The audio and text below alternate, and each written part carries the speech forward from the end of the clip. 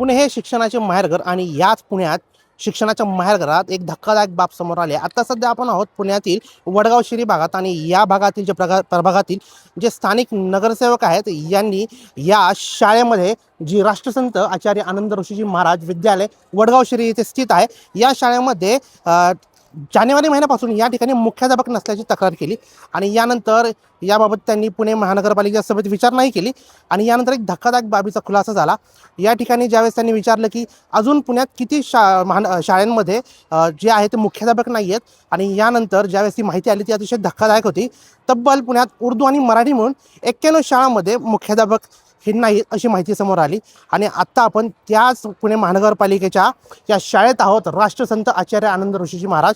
आणि या शाळेमुळेच पुणे महानगरपालिकेच्या 91 शाळांमध्ये जे आहे ते मुख्याध्यापक नाही ही माहिती समोर आली। तब्बल ही ज्या शाळेमध्ये 704 मुलं आणि 704 मुली या ठिकाणी शिक्षण घेत असतात आणि एवढ्या मोठ्या प्रमाणात ज्यावेळेस ह्या मुलं मुली शिक्षण घेत असतात आणि या ठिकाणी जर मुख्याध्यापक नाही आहे ही अतिशय गंभीर बाब आहे। अशा प्रकारे इतर पुण्यातील 91 शाळांमध्येही ही गंभीर परिस्थिती निर्माण झाली आहे। पाहिलं गेलं तर या ठिकाणी या शिक्षकांशी बोललेला असता त्यांना विचारलं असता, यावेळेस शिक्षकांनी कॅमेरासमोर येण्यास या ठिकाणी मनाई केली। पाहिलं तर त्यांच्यावर काही प्रेशर आहे असंही बोललं जातं। पाहिलं तर पुणे शहरात शिक्षण व्यवस्थेचा कणा मानल्या जाणाऱ्या महानगरपालिका शाळांबाबत एक धक्कादायक वास्तव समोर आले। कोट्यावधी रुपयांचा निधी खर्च करूनही पुणे महानगरपालिकेच्या तब्बल 91 शाळांमध्ये मुख्याध्यापक नसल्याची उघड झाले आहे। पुणे महानगरपालिका शिक्षण विभागात अंतर्गत एकूण 236 शाळा आहेत, मात्र त्यापैकी 91 शाळा सध्या मुख्याध्यापकाविना चालत आहेत। यामध्ये 80 मराठी शाळा असून 11 उर्दू शाळा असल्याची माहिती मिळत आहे। ही माहिती महानगरपालिकेच्या सर्वसाधारण सभेत पुढे आली असून अतिशय गंभीर बाब आहे। शाळेचा मुख्याध्यापक हा केवळ प्रशासकीय नसतो तर तो शाळेच्या शैक्षणिक गुणवत्तेचा आणि शिस्तीचा कणा असतो। अशा परिस्थितीत इतक्या मोठ्या प्रमाणावर मुख्याध्यापकाची पदं रिक्त असणं ही अत्यंत गंभीर बाब मानली जाते। याचा थेट परिणाम विद्यार्थ्यांच्या शिक्षणावर व शिक्षकांच्या कामकाजावर आणि एकूण शाळेच्या व्यवस्थापनावर होत असल्याची भीती व्यक्त केली जात आहे।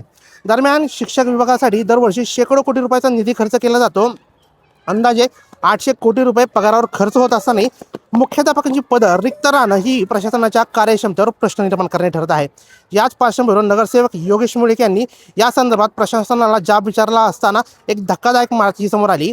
यानंतर तात्काळ रिक्त पदं भरण्याची मागणी जोर धरू लागली, मात्र अद्याप 91 शाळांमध्ये नावनिहाय यादी सार्वजनिक करण्यात आली नाही, ही देखील एक चिंतेची बाब आहे। आता प्रश्न असा उपस्थित होतो की विद्यार्थ्यांच्या भविष्याशी संबंधित असलेल्या या गंभीर मुद्द्याकडे प्रशासन किती गांभीर्याने पाहतं आणि किती लवकरात लवकर हे जे शिक्षकांचं किंवा हे जे मुख्याध्यापकांचं पद आहे हे भरलं जातं। आता पुणे महानगरपालिका असो किंवा राज्य सरकार कशा प्रकारे या विषयाकडे पाहतं हे आपल्याला पाहावं लागेल। पुण्याहून टाइम्स नाऊ मराठीसाठी मी दिनेश वडणे, धन्यवाद।